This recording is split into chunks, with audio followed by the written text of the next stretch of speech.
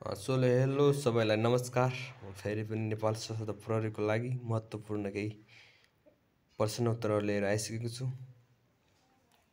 Questions महत्त्वपूर्ण छ, अलि ध्यान दिएर सुनिदिनु होला र बुझिदिनु होला। कति मिलाउनुहुन्छ सब कमेन्ट हानिदिनु होला सबैले। आजको क्वेसन सुरु गरौँ है त। क्वेसन नम्बर 1 मा रहेको छ, नेपाल सरकारलाई आवश्यक सुझाव दिन केन्द्रीय समिति अध्यक्ष कसलाई राखिन्छ? क्वेसन ध्यान दिएर सुनिदिनु होला साथीहरू, इम्पोर्टेन्ट छ। क्वेसन चाहिँ सबै महत्त्वपूर्ण हुनेछ र राम्रोसँग सुनिदिनु होला र बुझिदिनु होला। नजानेको चाहिँ कमेन्ट हानिदिनु होला र जाने कति मिलाउनु भयो त्यो नि कमेन्ट गरिदिनु होला। नेपाल सरकारलाई आवश्यक सुझाव दिन केन्द्रीय समितिमा अध्यक्ष कसलाई राखिन्छ त?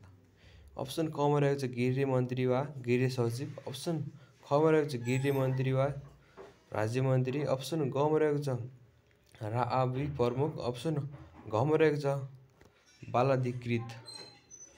यसको राइट आन्सर रहेको छ अप्सन ख गृह मन्त्री वा राज्य मन्त्री है। नेपाल सरकारलाई आवश्यक सुझाव दिने केन्द्रीय समिति अध्यक्ष कसलाई राखिन्छ त? गृह मन्त्री वा राज्य मन्त्रीलाई राख्ने गरिन्छ। क्वेसन नम्बर 2 मा रहेको राजपत्राङ्कित अधिकृतको नियुक्ति कसले गर्दछ त? राजपत्राङ्कित अधिकृतको नियुक्ति कसले गर्दछ त?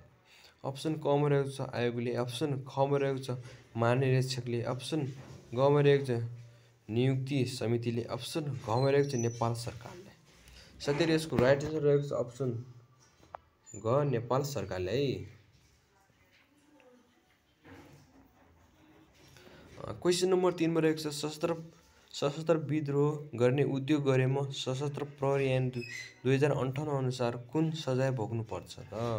सशस्त्र विद्रोह गर्ने उद्योग गरेमा सशस्त्र प्रहरी ऐन 2058 अनुसार कुन सजाय भोग्नु पर्छ त? र अप्सन क मा रहेको छ 12 वर्षदेखि 17 वर्ष कैद। अप्सन ख मा रहेको छ जन्म कैद। अप्सन ग मा रहेको छ 7 वर्षदेखि 12 वर्ष कैद। अप्सन घ मा रहेको छ सर्वोच्च सहित जन्म कैद। साथीहरू यसको राइट आन्सर रहेको छ अप्सन ग सर्वोच्च सहित जन्म कैद है। सर्वोच्च सहित जन्म कैद। सशस्त्र विद्रोह गर्ने उद्योग गरेमा 2058 अनुसार कस्तो सजाय भोग्ने गरेछ त? सर्वोच्च सहित जन्म कैद है, जन्म कैद। साथीहरू क्वेसन नम्बर 4 मा रहेको छ, सशस्त्र प्रहरी जवान र कुन श्रेणीमा पर्दछ? क्वेसन ध्यान दिएर सुनिदिनु होला। सशस्त्र प्रहरी जवान र कुन श्रेणीमा पर्छ? अप्सन क मा रहेको छ श्रेणीविहीन। अप्सन ख मा रहेको छ राजपत्र अङ्कित। अप्सन ख मा रहेको छ राजपत्र अङ्कित चतुर्थ श्रेणी। अप्सन ग मा रहेको छ राजपत्राङ्कित तृतीय श्रेणी। अप्सन घ मा रहेको छ राजपत्राङ्कित प्रथम श्रेणी। साथै यसको राइट आन्सर रहेको छ अप्सन ख राजपत्राङ्क अङ्कित चतुर्थ श्रेणी है। मिस्टेक मात्र भएको थियो, त्यसको लागि माइन्ड नगर्नु होला, आफूले बुझिदिनु होला। धेरै क्वेसनहरू मिस्टेक हुन्छ, लेख्दाखेरि मिस्टेक हल्का भइहाल्छ। यसै क्वेसन नम्बर 5 मा रहेको छ, सशस्त्र प्रहरी न्याय मानिक्षेकको दर्जन चिन्ह कुन हो? सशस्त्र प्रहरी न्याय मानिक्षेकको दर्जन चिन्ह कुन हो त? अप्सन क मा रहेको छ धनको बाला भित्री क्रस घुँडा। अप्सन ख मा रहेको छ क्रस घुँडा र 3 तारा। अप्सन ग मा रहेको छ 2 तारा। अप्सन घ मा रहेको छ क्रस घुँडा। यसको राइट आन्सर रहेको छ अप्सन क धनको बाला भित्री क्रस घुँडा है। सशस्त्र प्रहरी न्याय मानिक्षेक दर्जन चिन्ह कुन हो त? धनको बाला भित्री क्रस घुँडा है। यो चाहिँ इक्जाममा प्रत्येक वर्ष सोधिरहेको हुन्छ, यो चाहिँ ध्यान दिएर हेर्नु होला, अलि रट्नु होला। यो चाहिँ क्वेसन नम्बर 6 मा रहेको छ, सशस्त्र प्रहरी तलका मध्ये आचरण कुन हो? सशस्त्र प्रहरी तलका मध्ये आचरण कुन हो त? अप्सन क मा रहेको छ राजनीतिमा भाग लिन नहुने। अप्सन ख मा रहेको छ निर्वाचनमा भाग लिन नहुने। अप्सन ग मा रहेको छ सरकारको आलोचना गर्न नहुने। अप्सन घ मा रहेको छ माथिका सबै। यसको राइट आन्सर रहेको छ अप्सन ख निर्वाचनमा भाग लिन नआउने है। सशस्त्र प्रहरी तलका मध्ये आचरण कुन हो त? सशस्त्र प्रहरीको आचरण कुन हो त? निर्वाचनमा भाग लिन नआउने है। क्वेसन नम्बर 7 मा रहेको छ सशस्त्र प्रहरी बलमा शारीरिक थकाइ कस्तो अवस्थामा दिने गर्दछन् त?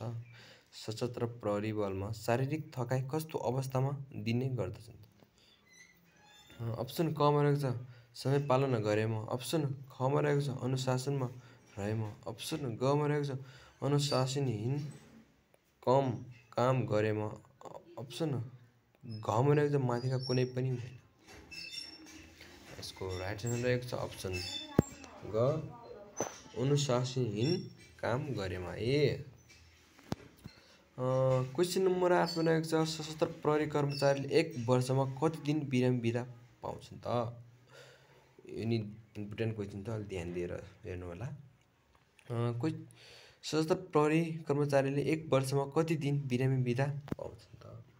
अप्सन क मा रहेको छ 12 दिन, अप्सन ख मा रहेको छ 10 दिन, अप्सन ग मा रहेको छ 15 दिन, अप्सन घ मा रहेको छ 30 दिन। साथै यसको राइट आन्सर रहेको छ अप्सन ग 15 दिन है। सशस्त्र प्रहरी कर्मचारीले 1 वर्षमा चाहिँ बिरामी बिदा 15 दिन पाउँछन्। क्वेसन नम्बर 9 मा रहेको छ सशस्त्र प्रहरी नियमावली 2072 अनुसार बिदा सम्बन्धी व्यवस्था कति नम्बर परिच्छेदमा गरिएको छ त? सशस्त्र प्रहरी नियमावली 2072 अनुसार बिदा सम्बन्धी व्यवस्था कति नम्बर परिच्छेदमा गरिएको छ त? अप्सन क मा रहेको छ परिच्छेद 2, अप्सन ख मा रहेको छ परिच्छेद 11, अप्सन ग मा रहेको छ परिच्छेद 13, 1 अप्सन घ मा रहेको छ परिच्छेद 14। यसको राइट आन्सर रहेको छ अप्सन है परिच्छेद 14 मा रहेको छ है। क्वेसन नम्बर 10 मा रहेको छ सशस्त्र प्रहरी जवानको कति वर्ष उमेर पुगेपछि सेवाबाट अवकाश दिइनेछ? सशस्त्र प्रहरीको जवानले कति वर्ष उमेर कस्तो क्वेसन ध्यान दिएर सुनिदिनु होला। सशस्त्र प्रहरी जवानको कति वर्ष उमेर पुगेपछि सेवाबाट अवकाश दिइनेछ त?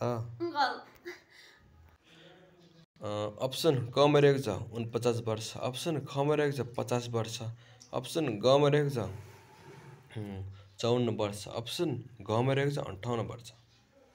साथै यसको राइट आन्सर रहेको छ अप्सन ख 50 वर्ष है। सशस्त्र प्रहरी जवानको कति वर्ष उमेर पुगेपछि सेवाबाट अवकाश दिइन्छ त? 50 वर्ष पुगेपछि है। क्वेसन नम्बर 11 मा रहेको छ सशस्त्र प्रहरी सेवामा नियुक्ति भएको व्यक्ति भन्नाले कसलाई बुझाउँछ त? सशस्त्र प्रहरी सेवाबाट नियुक्ति भएको व्यक्ति भन्नाले कसलाई बुझाउँछ त? अप्सन क मा रहेको छ प्रहरी कर्मचारी, अप्सन ख मा रहेको छ सशस्त्र प्रहरी, अप्सन ग मा रहेको छ सरकारी कर्मचारी, अप्सन घ मा रहेको छ निजामती कर्मचारी। साथै यसको राइट आन्सर रहेको छ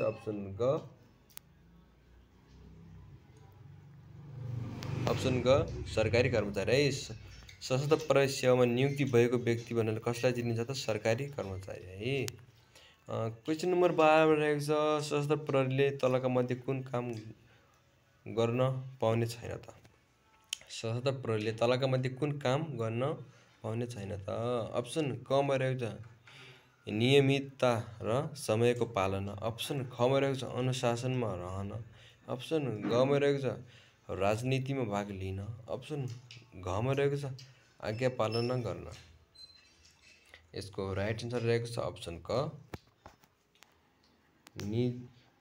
नियमितता र समयको पालना है। क्वेसन नम्बर 13 मा रहेको छ सशस्त्र प्रहरी बलको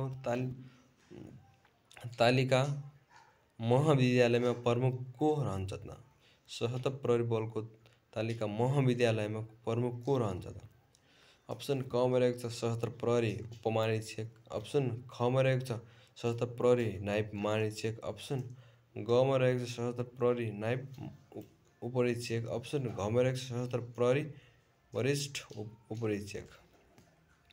यसको राइट आन्सर रहेको छ अप्सन घ सशस्त्र प्रहरी वरिष्ठ उपरीक्षक है। सशस्त्र प्रहरी बलको तलका मध्ये विद्यालयमा प्रमुख को रहने भनेको छ त सशस्त्र प्रहरी वरिष्ठ उपरीक्षक है। क्वेसन नम्बर अन्त्यमा आइसकेको छौँ। क्वेसन नम्बर 14 मा रहेको छ तलका मध्ये सशस्त्र प्रहरीको काम र कर्तव्य कुन होइन त?